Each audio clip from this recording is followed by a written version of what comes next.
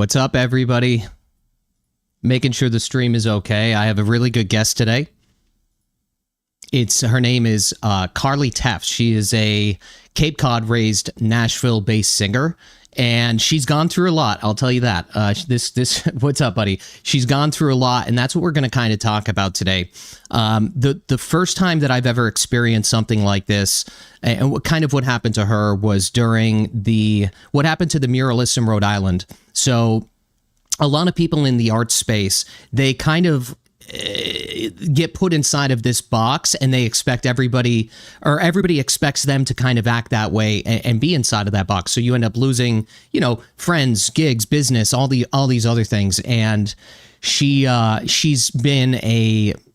suffered from this, right? So I'm going to bring Carly in. Give me a second here.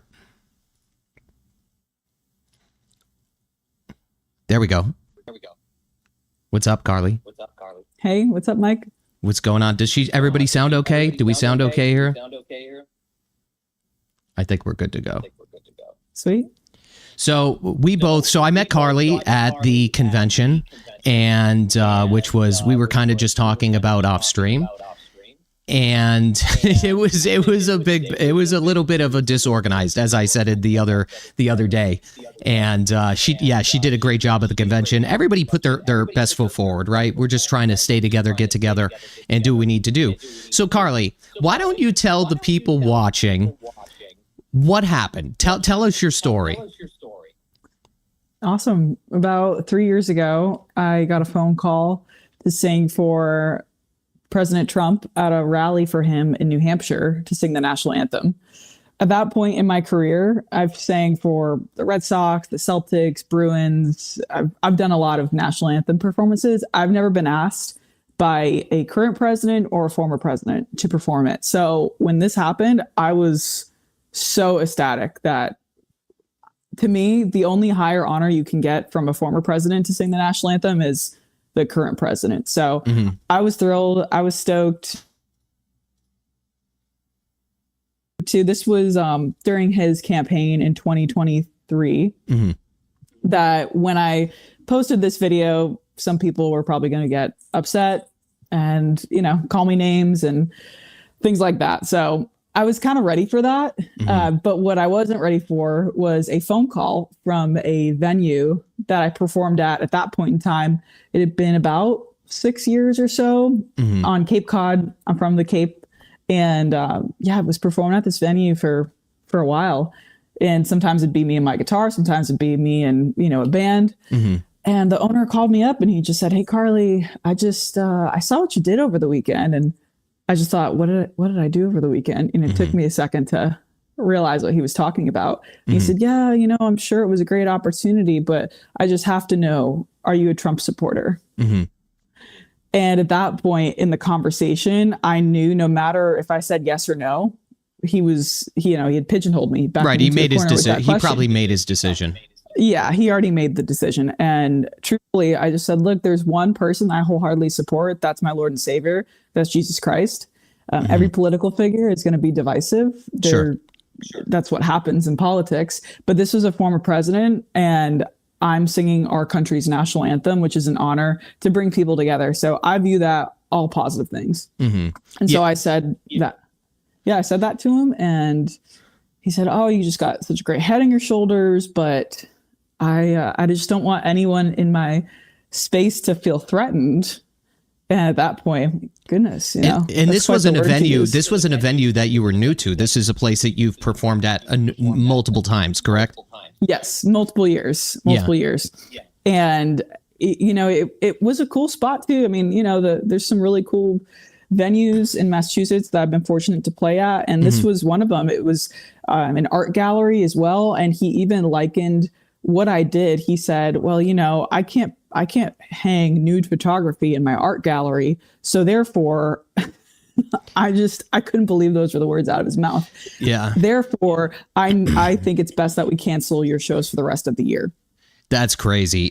We kind of talked about this a little bit prior to me coming on, but I have, and probably you do too, I have friends all across the political spectrum. It doesn't matter to me either way. As a matter of fact, I think it's a benefit to learn from both sides, and you don't have to choose a side or anything. Yeah, exactly. You don't have to choose a side or anything like that. It's just nowadays the parties are so different than they were. Like, I'm 41 years old. The parties are a lot different now than when I grew up, right? So, values have changed, so on and so forth. But, to kind of lose business or lose friendships or lose whatever it may be based on who you want to support. And there's no perfect candidate. Let's be fair here. Nobody is absolutely perfect, right? It just is what it is. But to lose support from people that, helped you out in the beginning just because of, singing the national anthem, which would be an honor for almost anybody, seems just really crazy. So is that venue still open? It is not. So interestingly enough, that was kind of a recent development. But after that phone call happened, I was shell-shocked, frankly. And I even asked him before the phone call ended, I said, okay, so you're going to cancel my shows. I'm really bummed, but understood. Am I banned from the venue or am I just banned from performing? And he goes, oh, come in anytime, ask for me, come sit at the bar anytime. And that even, that was really just the dagger. I was like, all right, cool. Yeah. I get it now. I get it. And so again, just was pretty shell shocked for a few weeks and didn't really tell anyone because again, I felt like this was almost unbelievable. You hear, you read about people getting canceled at that point. It was a little bit more common, but than it is now. I feel like the tides are turning just a bit. Sure. But I was talking to a family friend of mine, love her so much. She's like an auntie to me. And I told her the story and she said, Carly, this is wrong that this happened. I said, you know what, you're right. And it made me think outside of myself. If even the roles were reversed of somebody was singing for Biden and this happened, I would be flabbergasted. I'd say this is wrong. If this happened to someone in my family or my future children or, friend, whoever it is. And so she had said, do you mind if I call, the local radio station, which was WXTK on the Cape? And I said, yeah, sure, go for it. And, she said, all right, but you got to be ready. And I said, okay. And I didn't really understand at the time of what was going to happen and how powerful that the story was, but she did. And I thought that was amazing. Her name's Tony and just love her so much. And it kind of snowballed from there. So, and that venue, was it a bar and a restaurant or what was it exactly? And they've since closed, correct? Yes. Yeah. It was in Dennis, Massachusetts. And I think it was 2024 or 2025. They closed, and somebody even sent me a message the other day saying, yeah, there's a new owner there and, a whole new business basically.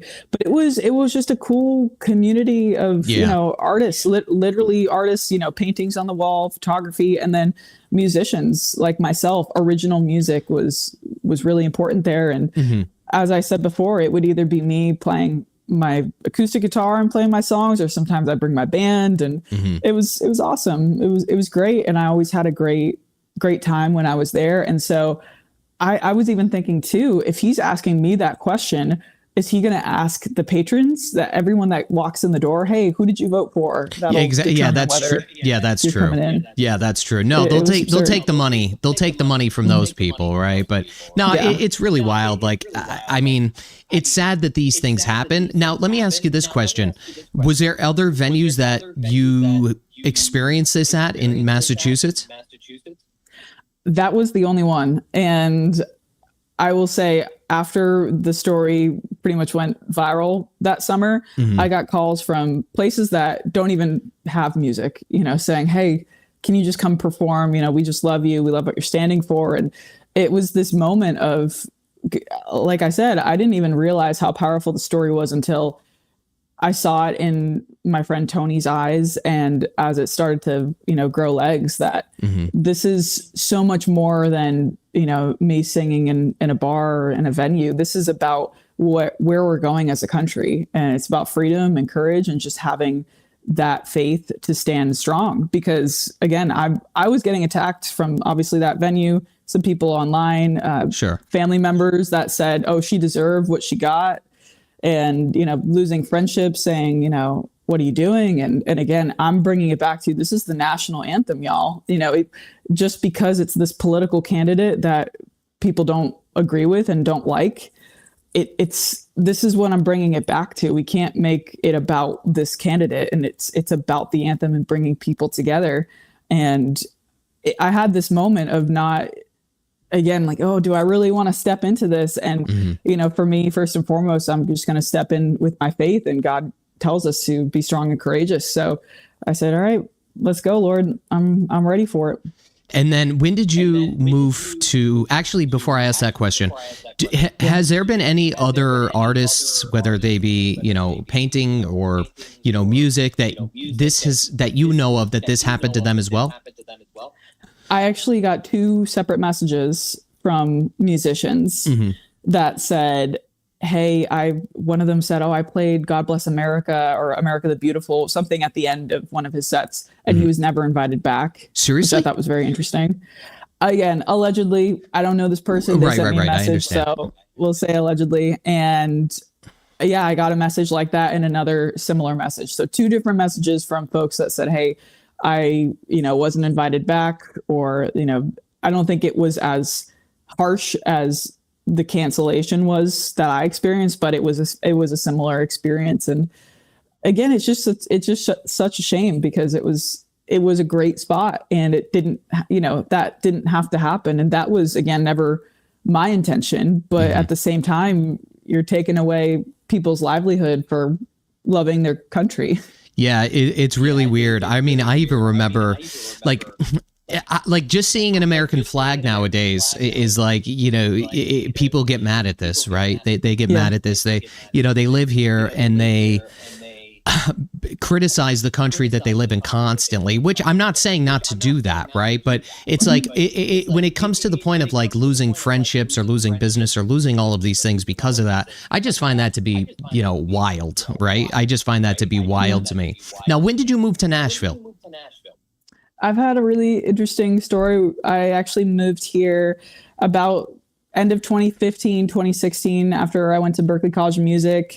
Was down here for a few years, would always kind of go back and forth and play a lot in Boston as well. And then I ended up moving back home for a couple of years, went through the death of my mother, and it was so tough for my family and I. But in that moment and in those years, that's where I really found my faith and found Jesus. And I'm so grateful for that, because it helped me get through experiencing the death of my mom. And then even through that, going through this experience and, a few other things in the past couple of years. So I was back home for a while. It was actually interesting because when COVID happened in 2020, I moved home initially because here in Nashville, all the bars were shut down. You couldn't perform. But I kind of found a loophole with a couple of small businesses back home on the Cape and in Boston of doing the outdoor music scene. And it was this awesome loophole. I'm like, okay, sweet. I can still do what I want to do, and I can still perform, because I'm not the type of person to say, all right, well, let me just take the government check. I want to work. I want to perform. I want to create. And so that was a really interesting time to be able to do that. And, but I've been back in Nashville for a couple of years now, which has been sweet. So you spend most of your time in Nashville, it sounds like. Yes. Gotcha. Yeah. I'll probably be up in the summer too. I'm finalizing some tour dates, so that'll be on my social pages and all that. So I'm excited to get back up, because summertime back in New England's the best. I think what a lot of creators like, in different spaces, whether it be music or art or even content for that matter, I think what a lot of people end up doing, and you could agree or disagree with me here, but if you start doing things and putting them through a political filter, right, in some sort, you start to lose your authenticity, right? And like you end up doing things that you're not happy with. Like I could see how somebody, whether they be a musician or an artist or even a content creator for that matter, I think people are the most creative, and I don't know if you'll agree with me here, but I think people are the most creative when they get to do what they want, when they have that creative freedom. But what happens is if you start to, like, understand the creative and then the business side of it, like I understand that completely. But the problem is authenticity ends up becoming sacrificed for the marketability, right? Like that's what ends up happening. And I just feel like that ends up pigeonholing a lot of creators in any of these spaces where they are losing gigs, they are losing business, they are losing friendships, all of these other things. And I find that to be very problematic. I really do. And I don't know if this is like, I don't know enough about this, if this is like a one-sided issue, but from everybody that I talk to inside of these spaces, even to applying for grants and getting grants for certain work and all these other things, a lot of people that are the gatekeepers of either music venues or let's say you're a muralist and you want to paint a mural somewhere, those gatekeepers are looking for specific types of people. They're all about, being inclusive and all these other things, unless you have some levels of different political views, right? Like, and I find it to be very sad. So what do you think? Like, you obviously are coming from a standpoint that authenticity is the path forward, right? Yeah, 100%. Yeah, I think I don't so too. see how you can. I don't see how you can create great art without coming from that space. Sure. And I think just speaking in the music side of things, in songwriting, that's really where I live. Mm-hmm. Of course, if you told me, hey, Carly, write a song in 60 minutes, I could do it. Would it be the most authentic song? Maybe not, but I could do it. Mm-hmm. And so when I am working on my craft and songs that I want to share for the Carly Tefft brand, I'm going to put out songs that are authentic to who I am at my core and the message that I want to convey, which is ultimately I want to inspire folks and make them feel something, heal, the emotion about music is what's so beautiful about it. When you bring someone to tears, and again, not to say I want to make people cry all the time, but you can touch people in a way that maybe they weren't ready to face a fear or face a loss or trying to get through this hard time. And that's what's so beautiful about it. And that was also huge for me too. I've never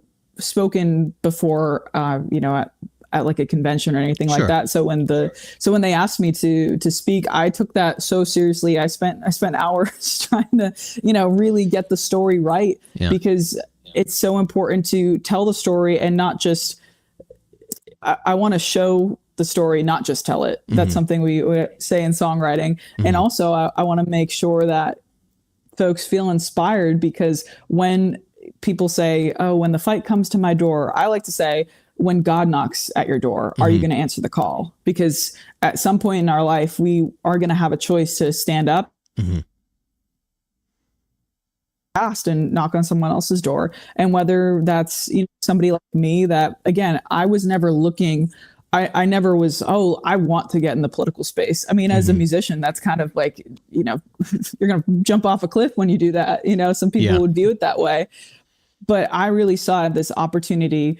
God wants me to stand strong for my faith and show what that looks like without being this, I love, like you said, there's no 100% political candidate I'm ever going to love. We're people, we're flawed. And so I feel grateful that I pray that people, when they see me, when they hear my songs, see me speak, that they see Jesus come through first. Do you have, somebody asked in the chat, do you have music on, is it on Apple Music? Yeah. Yeah. Yeah. I have all my songs are on Spotify. I was going to say iTunes, which they're still on there. Apple Music, Amazon. I released 2 songs last year. One is called My Kind of Blue. One's called Grateful. And I'm going to be working on some new songs for this year. Hopefully a bigger project, and excited about that. What kind of music do you listen to? I'm just curious. Well, you can probably see behind me, I have a couple records, a couple of my favorites. We got Stevie Ray Vaughan, Bruno Mars, the Eagles. I don't think you can see that, but the Eagles, Take It Easy. And of course, my favorite, Keith Urban, is up there too. So it's definitely all over the place. funny enough, I was named after Carly Simon, with my parents being from New England, and they couldn't decide on a name, but they both love Carly Simon. So therefore, here we are. So love her stuff. Absolutely amazing. And yeah, Keith Urban was the one that really opened the door to country music for me, because up until 16, 17, I was, in the land of, I mean, I'm sure you remember that, pop punk and like Good Charlotte and All American Rejects, that Oasis, that was such a cool vibe. And I still love those bands and artists. Paramore, oh my gosh, so cool. Yeah. And then just even more recently now, just diving into my faith in the last 7 years, Christian music's been huge. You'll hear, me mention, God in my songs a lot more, just because that is authentic. It, Jesus changed my life, and I'm so grateful for that. But again, I'm not overly, here trying to be a worship artist. Hey, if that happens one day, cool. But I'm not, I'm going to write what is authentic to me. And the message that I want to share is, hey, God's so good. I'm so grateful for my most recent song. It says, hey, this moment will never come again. And I think that's so beautiful, because in the highs and in the lows, don't get too caught up in it. It won't come again. So just be grateful for it, because you don't know what's on the other side. Yeah, I agree with you. Like, whatever path you go down is in terms of, like I said before, authenticity, right?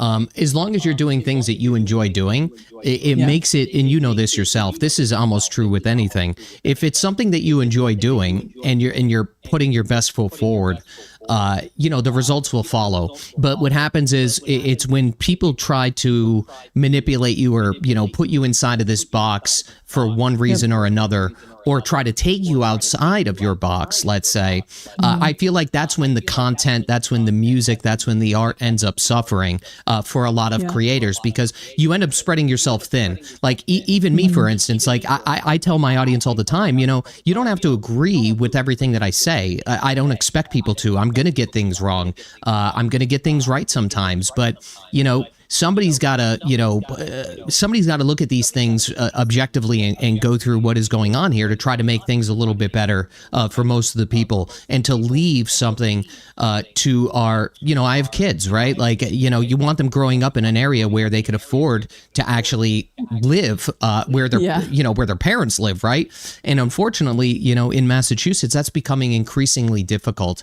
And I fall into those traps too, where, a lot of people want me to make a video about this or that. And like, yeah, I could do that. And sometimes, if it's something that I could get on board with after, I take a really deep dive look into it or something like that, I do it. But for the most part, I just like talking about things, number one, that I'm familiar with, or number two, if it's something that I'm not familiar with, learning about it and then deciding whether or not I could provide some opinion on something like that. Now, what would you say to, do you still have a lot of friends that are singers or songwriters in New England? Yeah. I have one of my good friends. His name's Rob Bellamy. He is married to Ayla Brown, who you might know. Her dad was Scott Brown. Is Scott Brown? Yeah. And he was performing the night before the convention, so that was pretty cool. That's cool. So they're great. A couple other folks up there. I mean, the radio stations were great to me. I had a couple radio stations that would, be spinning my songs, which has been amazing.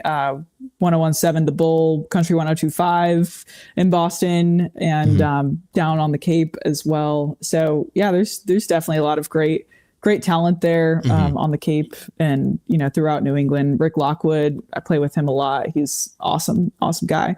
And so it's cool. And it's interesting because I did get some feedback from those folks as well, and a lot more support than what I initially thought. And even if we don't even agree politically, it was the principle of what I went through that that's all. That was why I spoke up, was, hey, this is something we all should be able to get behind. 100%. I hope people realize this. When this happens to any kind of creator, a lot of times they will clam up and not know what to do, right? Like that is literally what people will do.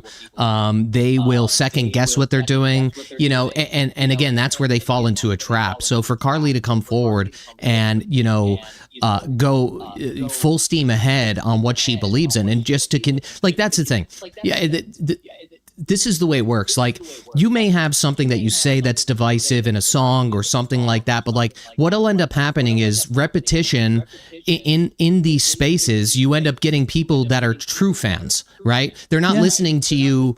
They'll listen to anything that you do, any kind of music that you put out, right? Like if you switched one day from what you're doing now, and then maybe you wanted to try something a little bit different, those are the true fans, right? That support you. But what I see happening a lot of times in any space is like, you know, people they'll want to see a specific type of content from a specific creator, right? And then once that creator starts to you know, bob and weave outside of that, and they start to cover something or sing something or paint something that doesn't align, and I don't even mean politically, I just mean outside of the scope of what they normally do, you think to yourself, are those real fans? So you need to double and triple down, right? Like that's what I always say to people. Excuse me. You need to double and triple down, because by doing that and having that levels of repetition, you know, people end up getting on board, and they see the courage, right? They see the transformation. And I think that is a bigger benefit than anything else. So for all of these people out there that are trying to diminish, you know, other creators, you know, in these spaces and take away either grant work or venues or all of these other things, I find it to be very, very sad. And there's a lot of businesses here in Massachusetts that have done this before to even people on political sides. All you need to do, if you want to go to a cesspool, all you need to do is go to Reddit. And there's literally people that at one point in time, this is true, at one point in time, people were making Excel spreadsheets of like politically affiliated businesses to not go there. Like, do you think for 1 second, if I liked having, I don't know, a cannoli from an Italian, you know, bakery or something like that, and they were on the opposite end of the spectrum of what I believe in, I'm not going to go because, you know, because of that? Absolutely not. That is absolutely crazy, right? You know what I'm saying? Yeah. That's really crazy. I'm not going to do that. You know, it's funny because a lot of times these people, especially in your case, like if you were getting canceled at venues, like a lot of times these people are willing to say things or do things behind a phone or behind a computer, in an email or in a text message, but their stance totally changes. And I've experienced this myself. You know, their stance totally changes when you meet them in person, right? And when you have a logical conversation. The problem is a lot of these people don't base their logic on logic itself. They base it on emotion, or they base it on what other people or these channels of other people and who they're surrounded with. Like if they don't do something, they're pressured by other people, right? They're pressured by their friends or their business partners or whatever to kind of conform as well. And I feel like that's a really sad, like, what kind of life are you living if you can't make your own decisions and people are making decisions for you constantly? You see what I'm saying? I find that to be very problematic. I mean, if you build your house on sand, it's going to fall. Exactly. What are you standing for? Correct. And I see that happen all the time here. You know, in Massachusetts, people will have other people determine what their opinion should be, and they'll wait to give an opinion on something until it's socially acceptable, right? Like they'll wait until their friend group or their family or whatever, or their party, whatever it is, right? Or their business and colleagues, like they let them determine what their opinion's going to be. And I can understand listening to that, but not developing your opinion just so it's socially acceptable within your friend group. And I think that what that does is it pigeonholes a lot of people, and it also pigeonholes people like you who are creators that want to share a message and that aren't doing it for the wrong reasons, right? You're doing it because this is what you do. You know what I'm saying? Yeah. When did you graduate from Berkeley? 2015. Oh, 2015. Okay. Mm-hmm. And then what would your message be? Like, do you have any people that reach out that are younger, you know, artists or creators in some space that are like, you know, worried about what you went through?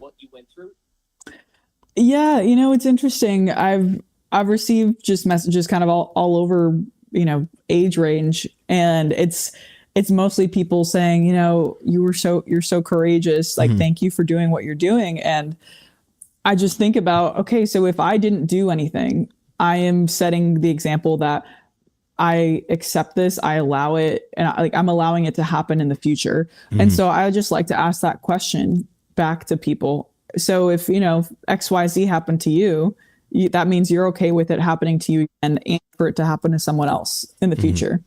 And so that's how I like to think about it. So I've just been grateful that, again, I'm not this, I don't feel like I'm this superhero in the story. It was the people like my friend Tony, my dad, you know, my support system that reminded me, hey, like, this is who you are, and you're not a threat. I mean, that word was crazy. That word is tough because I care so much about people to think that I was hurting someone.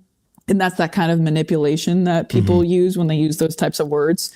And I remember my Bible study mama, Kim, God bless her, I love her so much. She said to me, Carly, like, you didn't hurt anyone. Like, you're not hurting anyone. And I said, oh yeah, that's right. Like, he doesn't need to protect people. I'm not doing anything that is harmful. I'm singing, one, the national anthem, or two, my songs about life and love and experience. It's really sad, isn't it? Like, we have to go through it's just part of it, right? Like, this is just part of the culture anymore. Do you think that'll ever change, by the way? Like, do you think that, like, we'll come to some common ground here throughout the country? I mean, you can test to this more too. I know we were talking about the mural as well, but I feel like the tide was changing a bit. When Charlie Kirk passed away, I got a lot of messages saying, you know, from friends or supporters or whoever, fans, saying, hey, you know, you've inspired me. Charlie's inspired me. I'm not putting myself in the same bucket as Charlie, but just that moment woke so many people up of, all right, what are we doing here? Like, I just think about him being killed in front of the whole wide world. And that could have been anybody that was disagreeing with the other side. Right. And so it is very serious. It's a very serious place that we're in. And that is not okay. I don't care who you are, what you believe. It is not okay to kill someone for their opinion. We need to be, I mean, as Charlie said, you know, when people stop talking, bad things happen. And his whole platform was, hey, let's talk it out. Let's, you know, here's my position. Let me hear your position. Let me see if there's any common ground. And I think that's the biggest change that I've seen is, I just, again, can speak personally of getting some messages and, you know, hearing from folks, and God is just, I just know personally too, God is waking so many people up to Jesus. And it's so amazing to see people in my life that, like, I've been praying for, and, you know, them standing up in different ways and reading their Bible or going to church for the first time and understanding, hey, this is bigger than politics. This is bigger than just voting. Like, this is about who we are and our values here in this country. Yeah, our values are being stripped away to some extent, right? So, like, for instance, you mentioned like, people want to maintain value and they want to maintain some level of, like, morals and stuff like that, but there's, like, an entire other apparatus. And I'm not saying this is a left or a right issue at all. I'm just saying, like, you know, there's a lot of people that hate it here, and that hate leads to what happens in terms of, in my opinion, political violence. And furthermore, you know, when you really think about these things, you know, whether it be Charlie Kirk or, you know, assassination attempts on the president or whatever it may be, you know, like, this political violence is only escalating. And what I worry about in regards to that, like, for instance, I'll back up a second. When Charlie Kirk was killed, I was doing a podcast with Massachusetts Family Institute up in Westford at the studio. And when I got out of my car, when I got out of the studio, I had like a million text messages about this. We're like, oh, we were both sitting in our car. We both looked at each other. We're like, oh my God, like, this is crazy. Like, this is so crazy. And The reality is more and more of this is happening. There's more political violence. There's more people calling for political violence. And like, once you put something out into the open, in my opinion, and people start thinking about these things, not necessarily violence in general, but like the sleight of hand that these people try to make, whether it be, on Twitter or Reddit or Facebook, wherever, it encourages more of that to happen. That's like one angle. The other angle is like, it's scary to think that we live in, if we end up getting to a point where everything has some levels of surveillance, right? Like nobody wants to have Big Brother, breathing down their back 24/7, but there needs to be some levels of common ground when it comes to this political violence, because it's only escalating and getting worse, right? It's only getting worse. And it really starts with a lot of people that need help, right? Like a lot of these people, like they probably need some levels of help, and people know that they need help, and they never get the help that they need, right? And then they're just like these lunatics that are just allowed to go out and do whatever they want. It's absolutely crazy to me. We're not living in a civil society. I don't know how we're going to get to a civil society with so much divide throughout the country. I'm all for unity.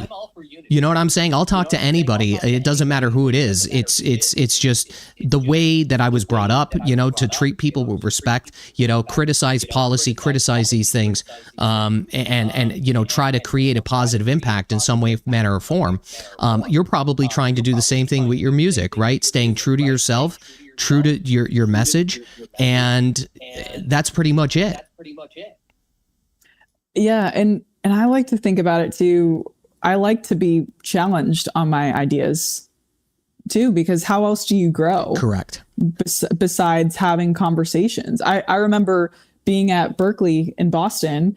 I took a liberal arts class that, I was raised definitely with conservative values, but I still, I want to be challenged my views. Sure. And, I felt like I was the minority at the school, but it was great to expose myself to, all right, well, what's this person thinking? What's this person thinking? And ultimately we both want the same thing, right? You hear this all the time. We want the same thing. We just have different ways of getting there. And I think that is still true for the most part of most people. But like you said, unfortunately, there are some people that it's the fringe people that are just completely, and that goes all across everywhere. Yeah, exactly. That could go on, and that's where it becomes problematic, right?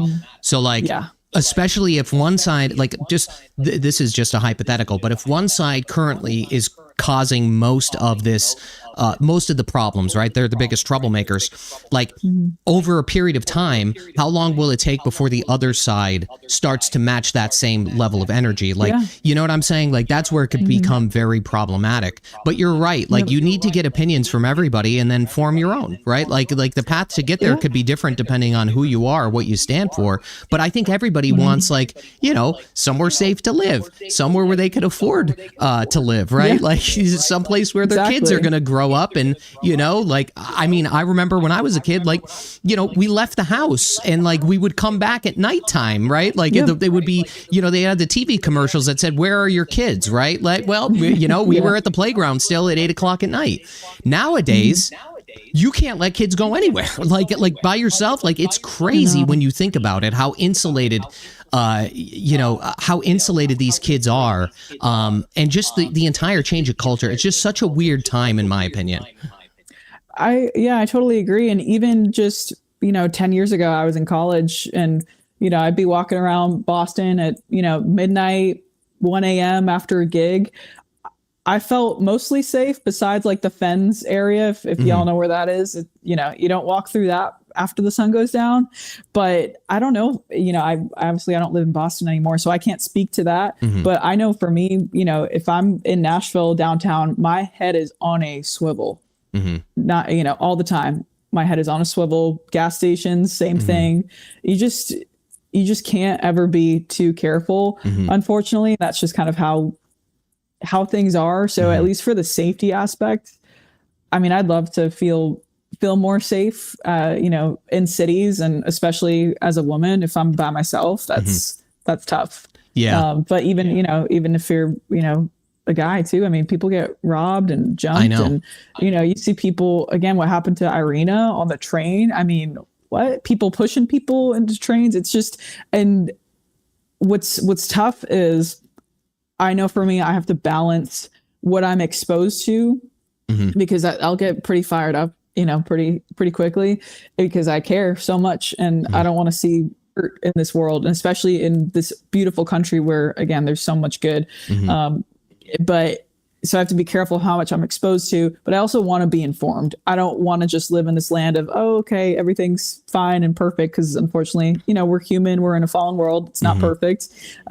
So I think having that balance is really important, and just being in community. I know for me, I'm so grateful to be involved with a church community and, a Bible study group and to be still very involved with my Massachusetts community. I feel so grateful. I have places that I love where I'm from. Cape Cod, it's such a special place to grow up. I'm so grateful, from my teachers to my coaches, obviously my parents and my parents' friends. Like, I feel like I have so many, second mamas and, dads and, people just that are just so kind and hardworking, and here too, in the Nashville area as well. So would you say, in terms of the differences between where you live now to coming back here, like what would you say is how's the food? Like, is the food better? Let's start with the food. Okay. So food, I did just find outside of Nashville a place that flies in fish from Maine. I'm so excited. I found that because I'm not going to eat. Growing up on Cape Cod, I'm a little spoiled. Yes. Still spoiled coming from Nashville in the last, few years has stepped it up for food, which I'm stoked about, especially for me, as close to, farm to table as you can get is so important.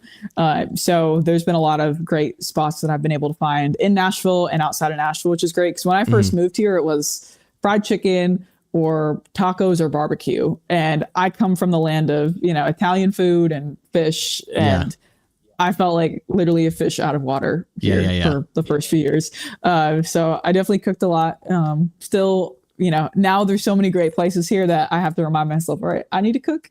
But I love, the spots back home on the Cape. And again, just getting to perform at so many venues that have either incorporated music. This place called, Kowloon. Yeah, of course. Up on Route 1. Amazing folks there. Bobby Wong is just a legend. Couldn't be a nicer guy. And he did so much for the music community the last few years since, 2020 when everything was shut down. Literally built a stage in the parking lot so that musicians would have a place to perform. And I was playing for like 400 people some nights. It was awesome. It was so cool. Down on the Cape, Tomatillos and Tomatoes, Mark Petralia, who's an incredible business owner, Cape Cod Coffee, Pan Yon, absolutely amazing there. My favorite coffee. And so just, a couple shout outs there. Local Roots in Plymouth. Those guys have been amazing too. So just incredible business owners that have been so good to me and really pour into the community. So I miss those spots a lot. And so when I'm home, I try to hit all my favorite spots and but here in Nashville, I mean, there's actually some good Italian spots now. I'm pretty much a stickler for that. Okay. Oh yeah. I remember going to a place with a friend of mine and someone said, "Oh, it's so good." And I go and I'm like, "Oh gosh." I know what you mean. Different levels of what's good for Italian food. Of course. And my family's Italian and my nana was always making sauce and my mom and all that. So again, very spoiled.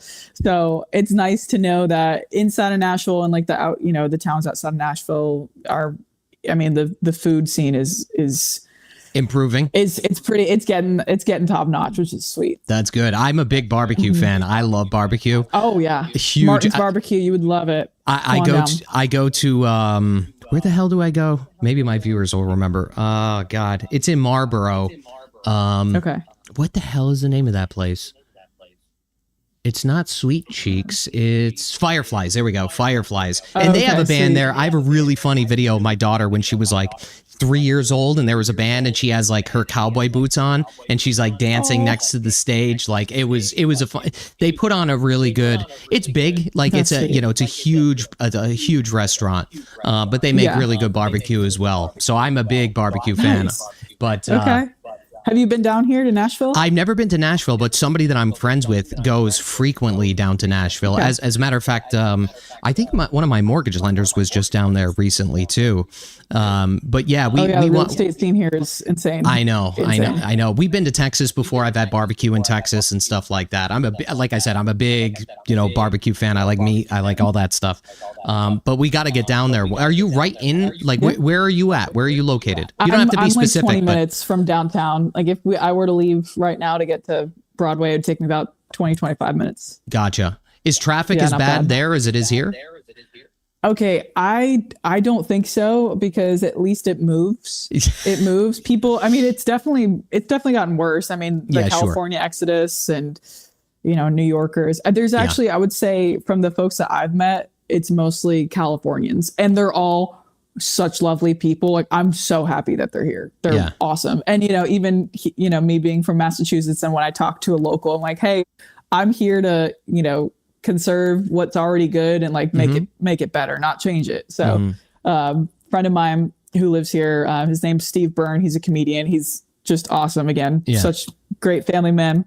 He told me a story when he moved to town a few years ago from LA. The UPS guy was delivering something to his house and said, "Oh, like, where are you from?" And he said, "Oh yeah, I just moved here from California." And he goes, "Okay, remember why you moved here." And, he's so funny. California is lost. I mean, it's similar to Massachusetts, right? Where both states are losing. I know. It's so sad too, because it's people in my and probably your age group, right, that are leaving. It's really sad. It's really sad. I only have one. I have two friends that I still am, I'd consider like family. Sure. That are, starting families in Massachusetts.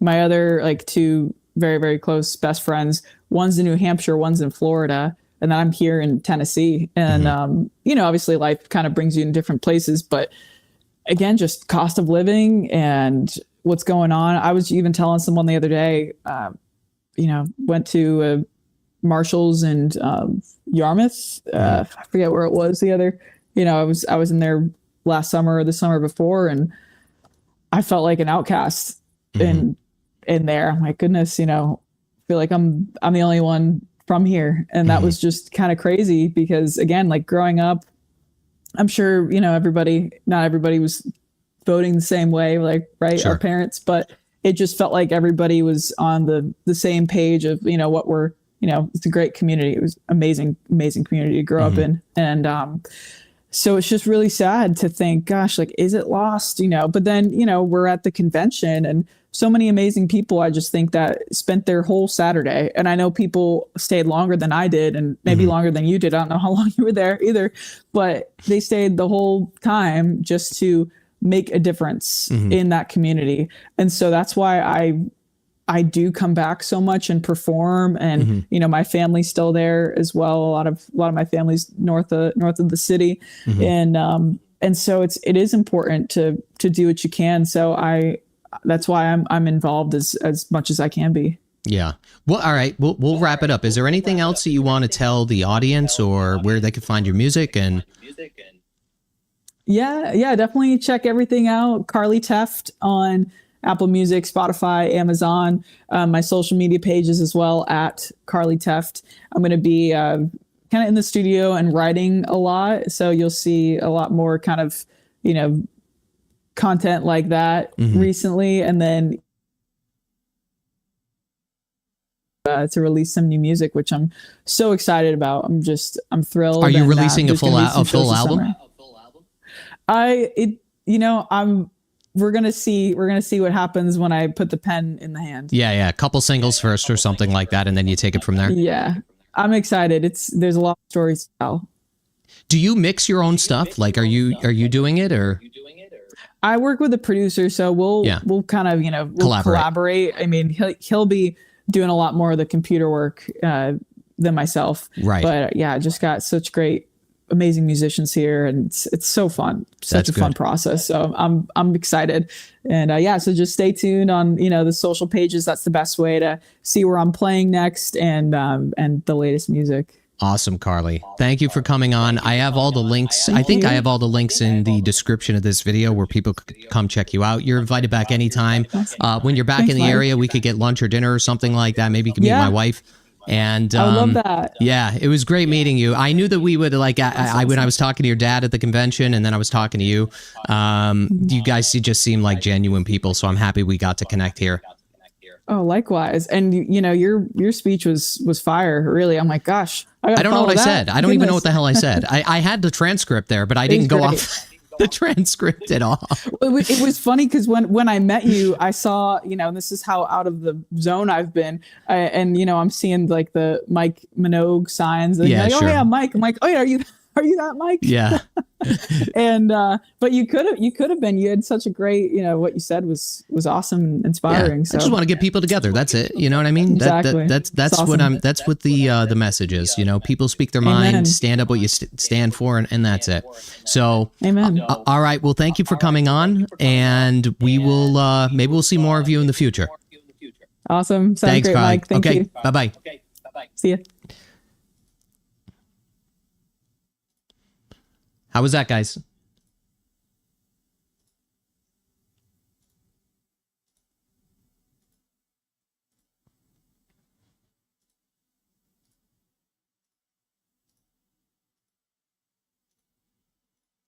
She was a good guest. So what happened is I met her at the glorious May Day. Yes. I met her and her dad at the convention, and I didn't know. I actually, at that point, I didn't even know it was her dad, to be honest with you. I was just talking to this guy for a while, and he was really nice guy. I mean, it was, he didn't know who I was either. I was genuinely talking to somebody, had no idea who I was. I had no idea who he was. And we were talking, I would say, for a good 15 or 20 minutes. And, then I ended up meeting her. We were talking for a little while, and I'm always, she's cool. I'm always, like every single time, that's why I covered the stuff that was happening with the mural in Rhode Island. Like I genuinely feel bad for like some people that end up getting put inside of these, they get labeled, they get this, they get that. And, it's all for nothing. Like, it's all over nonsense, right? Like, you go to sing the national anthem somewhere, you're effectively canceled. It just, this isn't the type of like world I imagined, right? By the time I was 41 years old. And it just seems like, the directions that we're trending, like there's always some good and some bad. But like when it comes to this type of stuff, I just think to myself, man, it becomes a bigger issue, is what I was talking about earlier. That bigger issue is it ends up forcing people that are in these spaces that are creating certain things to make things that are outside of the realm of what they believe in sometimes, right? And they're all of a sudden doing something that becomes it becomes inauthentic, right? It becomes just this watered down, push through some kind of filter. And that's really what my speech was kind of about, from what I remember, at the convention. People just need to be like, why can't we all get along? Why can't we all find common ground? And why can't we all get through this together one way or another, right? Like it isn't that, it doesn't have to be as complicated as people make it to be, right? But she was awesome. And then, so thanks, guys. She's very genuine, as is her dad, who I met. But I'm having Tyler McAllister on, I think, this coming Monday. And then on Sunday, I'm going to be at Market Basket in Woburn. I think it's from 3 to 5 o'clock, collecting signatures for Mike Walsh, who is the AG. I don't know if you guys had an opportunity. I have to, you know what I need to do? I need to see if somebody filmed his speech and show you his speech, because this guy, he's just funny, okay? Mike Walsh is a funny guy. Let me just put it that way. I like that guy a lot. Obviously, I've had him on. He's, unfiltered, pretty much knows everything that you could ask him. But anyway, Tyler McAllister's running for Congress. That'll be next week. We had Mike Walsh on the radio Wednesday. Awesome. What's up, big man? That's awesome. I'm sure you had a good time with Mike. He's a great time to hang out with. And that's the thing. Like, that's what we try to do. Like, and you know this, Phil. It's like, you know, you try to find people, even if you don't agree on stuff like that. Like, you get together, you have a good time with these people, you joke around, right? Like, everybody is so serious anymore about everything that's going on. And I just find it to be problematic because, again, like, you don't really truly get to know somebody if they are, you know, coming from this, like, you know, false sense of like what to say or what not to say or being politically correct or what's socially acceptable. Like, who cares? You know what I'm saying? Just be yourself. Like, who cares? Yeah, Mike Walsh is the man. He is the man. Yeah, he is the man. He's a cool dude. He's a cool dude. But anyway, guys, I have to pick up my daughter from school today shortly. I'm going to have more videos. Why is my mic peaking like that? I apologize. I have to pick up my daughter from school shortly, and I have a couple things to do with my day job. So I'm going to hop off, but we'll have more videos next week, and we'll just stay on top of everything. And it is what it is. Totally unbiased, but Mike Walsh is the best candidate for AG. He's, if he were to, look at it this way, if he were to debate Andrea Campbell, I think that would be something for the record books, okay? I think that would be something for the record books. Like, when I talk to him, no joke, I swear to God, this is true.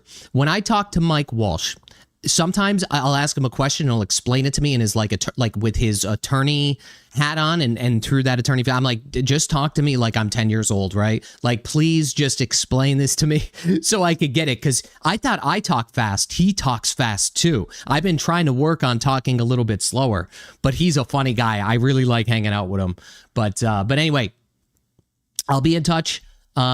You know, maybe I'll have a video later. We'll see. There was something I was working on, but I might take it easy and just do what I got to do. So bye, guys. Thanks again. Appreciate all of your support always. And I'll see you on the next one.